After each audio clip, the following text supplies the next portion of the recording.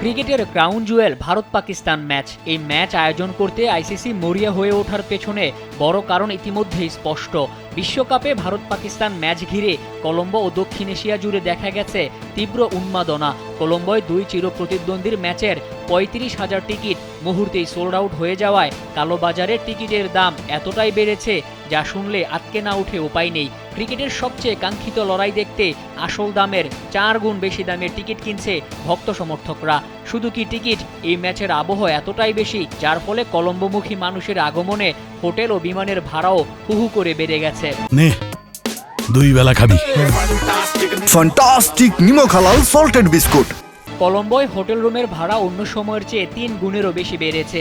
সাধারণত এক রাতের হোটেল ভাড়া $100 থেকে $150, যা বাংলা টাকায় প্রায় 18,000 হলেও এখন তা বেড়ে সর্বোচ্চ $660, যা বাংলা টাকায় প্রায় 80,000 পর্যন্ত গুনতে হচ্ছে ক্রিকেট ভক্তদের। এছাড়া চলতি সপ্তাহে ম্যাচটি চূড়ান্ত হওয়ার পর শেষ মুহূর্তের বুকিংয়ের কারণে চেন্নাই ও দিল্লির মতো বড় শহরগুলো থেকে কলম্বোগামী ফ্লাইটগুলোতেও আসন প্রায় ফাঁকা নেই।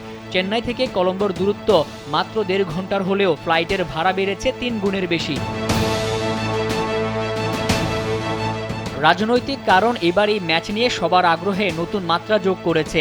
বাংলাদেশকে বিশ্বকাপ থেকে বাদ দেওয়ার প্রতিবাদে পাকিস্তানের ভারত ম্যাচ বয়কটের ঘোষণা দেয়া এবং তারপর কূটনীতির টেবিলে ম্যাচ নিয়ে শঙ্কা দূর হলেও এত সব ঘটনায় এই ম্যাচ পরিণত হয়েছে আগ্রহের কেন্দ্রবিন্দুতে।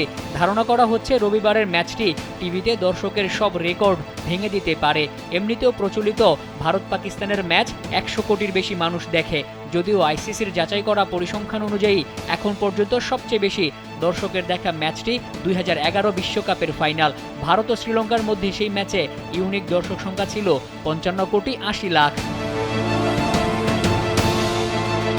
প্রেমাদাসা স্টেডিয়ামে আগামীকাল বাংলাদেশ সময় সন্ধ্যা 7:30টায় শুরু হবে ভারত পাকিস্তান ম্যাচ।